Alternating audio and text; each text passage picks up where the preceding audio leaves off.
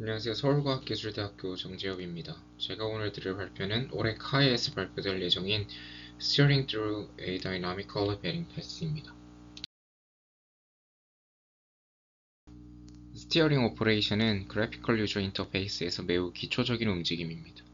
이러한 움직임은 스티어링 로우에 의해서 설명될 수 있습니다. 스티어링 로우는 터널 팩터인 위스와 앰플리튜드의 비율로 완료 시간의 관계를 모델링할 수 있고 주로 리니어 리그레션에 활용됩니다. 대표적인 리얼월드 예시로는 드롭다운 메뉴와 태블릿 노트 테이킹 앱에서의 라쏘 셀렉션이 있습니다. 기존 스티어링 로우는 대부분 고정된 패스를 가정하고 있고, 즉 패스는 고정되어서 처음 결정된 난이도 값, ID 값이 유지됩니다. 그러나 실제 리얼월드 GUI 및 게임에서는 사용자가 스티어링하는 패스가 좁아지거나 넓어지는 등 변화를 가질 수 있고, 따라서 고정된 패스에서 출발을 해서 특정 시간 동안 변화를 가지고 그에 따라서 최종적으로 패스의 모양이 변화될 수 있습니다. 따라서 실제 초기 아이디 변화는 초기의 아이디와 비교해서 나중의 아이디가 변화하면서 가변적일 수 있습니다. 따라서 본 연구에서는 사용자가 이미 스티어링하는 도중에 패스가 변화하면 어떤 일이 일어나는가에 대해서 탐구를 진행을 했습니다. 총 3가지의 주요 태스크 파라미터를 가지고 있는데, 첫 번째로 변화될 패스 위스인 W2입니다. 또 패스가 변화하는 시간인 occupancy duration인 DOCC입니다.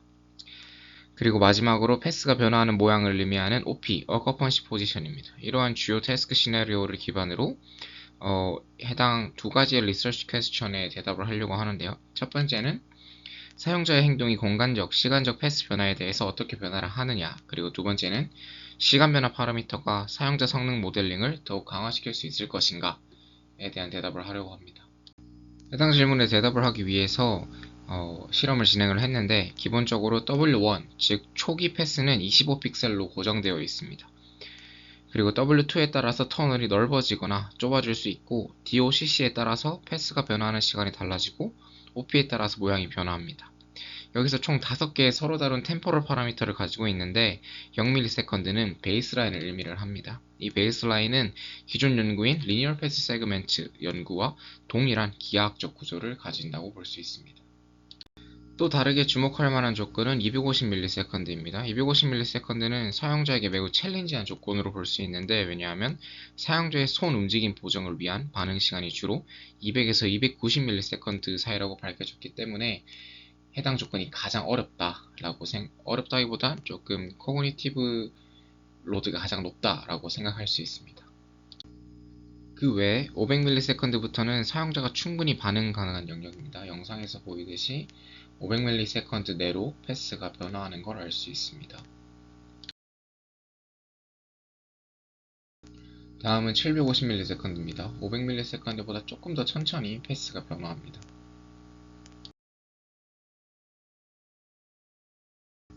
다음은 1000ms 마지막입니다. 1초 동안 패스가 변화해서 이게 가장 느리게 변화한다라는 걸 알 수 있습니다. 전체 실험 프로토콜은 다음과 같습니다. W1은 25픽셀로 고정되어 있고, 터널의 길이 앰플리튜드는 500 및 800픽셀입니다.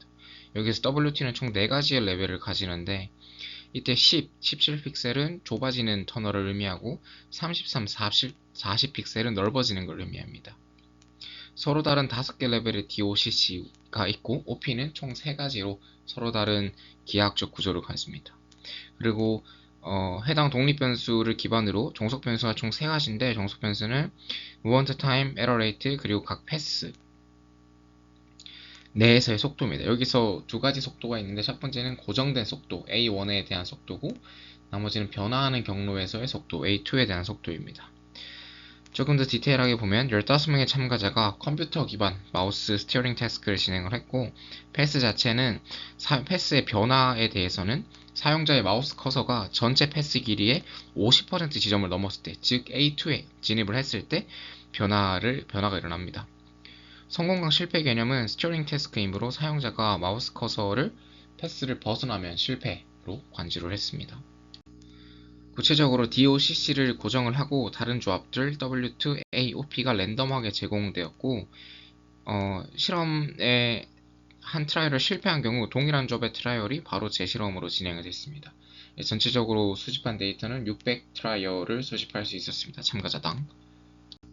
사용자 행동에 대한 주요 결과입니다. 기본적으로 내로잉 터널이 와이드닝 터널보다 더 느린 수행 결과를 보였습니다. 이것은 매우 직관적인 결과고 쉽게 말해서 난이도에 대한 차이입니다. 터널이 좁아지면 더 어려우니까 조금 더 오래 걸렸다는 걸 알 수 있고, 에러 레이트 관점에서도 비슷하게 내로잉, 좁아지는 터널에서 더욱 많은 에러가 발견되었습니다. 또한 대다수의 에러가 변화하는 패스, A2 구간에서 발생했다는 것을 우리가 알 수 있고, 따라서 변화하는 패스에서 사용자가 더 많은 패스 데비에이션을 만든다. 즉, 좀 더 챌린지하다라는 걸 알 수 있습니다. OP, 패스의 쉐입 같은 경우에는 큰 성능 차이가 발견되지는 않았습니다. 통계 분석상으로 다른 파라미터랑 상호작용 효과가 있다는 게 발견되긴 했는데 주요 메인 이펙트는 좀 약하게 나왔고, 이것은 패스 쉐입이 기하학적으로 좀 다르긴 한데 결국에는 동일한 아이디를 가지기 때문에 성능 자체는 비슷하게 유지되었다는 걸 알 수 있습니다. DOCC는 사용자 행동에 매우 큰 영향을 준 걸 알 수 있습니다. 무브먼트 타임은 DOCC에 따라서 매우 달라졌는데 DOCC가 길수록, 즉 패스가 천천히 변화할수록 사람들의 행동이 사람들의 태스크 완료 속도가 좀 짧아졌습니다. 즉 참가자들이 패스의 변화가 끝나기 전에 태스크를 완료하는 전략을 선택했다라는 걸 알 수 있습니다. 이거는 내로잉 단계에서 아이디가 더 높아지기 전에 태스크를 완료하는 행동이다라고 확인할 수 있고, 근데 와이드닝에서는 우리가 생각하지 못한 결과가 발견됐는데, 예를 들어서 와이드닝에서 250ms면 ID, 즉 난이도가 빠르게 감소해야 됩니다. 왜냐하면 빨리 넓어지니까. 근데 참가자들의 완료 시간은 오히려 가장 높았다는 걸 확인할 수 있습니다. 이 그림에서 보이듯이. 이를 해석하기 위해서 참가자들의 스피드 프로파일을 확인해서 분석을 할 수 있습니다. 스피드 프로파일 상으로 보면 와이드닝 컨디션에서 패스가 변화하는 지점 이후 250ms에서 비이상적인 스피드 감소가 발견됩니다. 파란색 박스에서, 파란색 원에서. 이거는 250ms가 아까 말씀드렸듯이 사용자 반응 속도의 바운더리에 존재하고 있습니다. 따라서 사용자들이 순식간에 일어나는 특정 변화에 반응하기 힘들어하는 거고, 이에 따라서 커서가 잠시 멈추거나 잠시 퍼징을 한다라고 생각할 수 있습니다.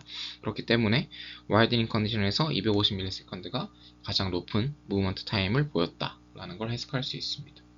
결론적으로 이제 다이나믹하게 변화하는 패스에서 스티어링이 좁아지는 게 넓어지는 것보다 더 난이도가 높다라는 걸 알 수 있고, 이건 직관적인 거죠.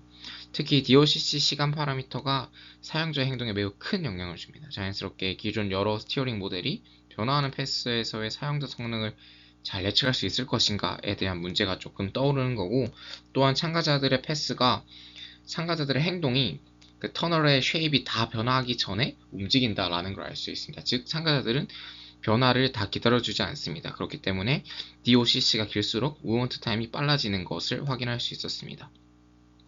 따라서 이러한 결과를 기반으로 이 RQ1 사용자의 행동에 대한 질문에 대해서 대답을 할 수 있었습니다. 이렇게 행동 분석 이외에 추가적으로 변화하는 경로를 통한 스티어링에 대한 성능을 모델링 했습니다. 해당 논문에서. 먼저 기존 제안된 여러 모델들이 본 연구의 컨텍스트를 잘 설명할 수 있을 것인가를 확인하기 위해서 여러 가지 캔디데이트를 선택을 했습니다. 먼저 오른쪽에 보이는 그림에서처럼 사용자의 행동을 가정해서 몇 가지 모델을 선정을 했는데, 각 파라미터는 해당 연구 태스크에 맞춰서 설정이 되었습니다. 첫 번째로 글로벌 스티어링 모델입니다. 그리고 다음 모델 그룹은 힙칠런드 카이에서 제안된 리니어 패스 세그먼트 모델입니다. 앞서 언급했던 베이스라인 쉐입이랑 동일한 모델을 의미합니다. 그리고 마지막으로 패스의 변화가 연속적으로 점점 좁아지거나 넓어지니까 이게 내로잉, 와이드닝 하는 사다리꼴 모양과 유사합니다. 그래서 내로잉, 와이드닝의 제너럴 모델을 선택을 했습니다. 모델링의 결과입니다. 전반적으로 DOCC가 포함된 실험에서 수집된 데이터는 기존 모델이 예측하지 못하는 걸 확인할 수 있었고, 최대 R스퀘어가 0.56으로 거의 절반 정도만 설명을 하는 거라서 그렇게 좋은 성능은 아니라고 해석을 할 수 있습니다. 모든 모델들이 다 비슷한 성능을 보이는데 ID2SS가 RMSE가 그나마 좀 제일 낮고, AIC 관점, 즉 모델의 효율성 관점에서 글로벌 스티어링이랑 내로잉, 와이드닝 모델이랑 유의미한 차이가 존재를 합니다. 그래서 해당 ID2SS 모델이 주요 베이스라인 모델로 설정이 됐다라는 결과가 있습니다. 이후로 DOCC 각 조건을 별개로 구성해서 모델을 피팅했습니다. 결과적으로 1000ms를 좀 제외를 하면 기존 베이스라인 모델이 매우 좋은 결과를 보였고, 하지만 1000ms 또한 RMSE 관점으로만 보면 다른 조건과 큰 차이가 없는 것으로 보입니다. 따라서 선형성이 좀 부족할 뿐 모델의 성능에는 큰 문제가 없다라고 해석될 수 있습니다. 결론적으로 각각의 DOCC 내부에서는 베이스라인 모델이 잘 예측할 수 있지만, 이것을 한 번에 고려한다면 베이스라인 모델, 즉 기존에 제한된 모델이 제대로 동작하지 않는 것을 알 수 있습니다. 따라서 본 연구에서는 총 두 가지의 개선 모델을 제안을 합니다. 첫 번째는 기존 연구에서 템포럴 디멘전을 다룬 스티어링 워크가 있습니다. 거기서 제안된 모델을 새로운 기반으로 해서 새로운 방법론을 도출을 하고요. 이전에 제안된 모델은 스티어링에서 잠시 커서가 벗어나는 것을 허용해주는 시간을 고려한 모델입니다. 구체적인 모델 데비에이션은 페이퍼를 참고를 해주시면 될 것 같습니다. 결론적으로는 기존 연구를 기반으로 구성된 모델은 0.89의 R스퀘어를 얻었고, 그 외에 ARC와 RMSE도 베이스라인과 비교해서 굉장히 크게 감소한 것을 확인할 수 있었습니다. 또 다른 방법으로는 기존 앞에서 봤던 데이터를 엠피리컬하게 분석을 해서 경험적으로 발견한 행동 패턴을 기반으로 모델링을 진행을 했습니다. 그리고 DOCC에 따르면 베이스라인에서는 DOCC의 영향을 받지 못하면서 전반적으로 높은 MT가 이렇게 플러스로 찍힐 수 있습니다. 근데 반면에 250ms에서는 너무 빨리 변화하다 보니까 이게 좁아지든 넓어지든 높은 MT가 발견이 되었던 거고, 500ms, 750ms부터는 급격하게 MT가 이렇게 감소를 했습니다. 마지막으로 1000ms는 거의 DOCC의 영향이 크지 않아서, 즉 장점을 많이 못 살린 거죠. 따라서 이러한 성능 변화 추세를 로지스틱 함수의 모양을 가지는 것으로 확인할 수 있습니다. 따라서 해당 논문에서는 이러한 데이터 패턴을 기반으로 모델링을 진행을 했습니다.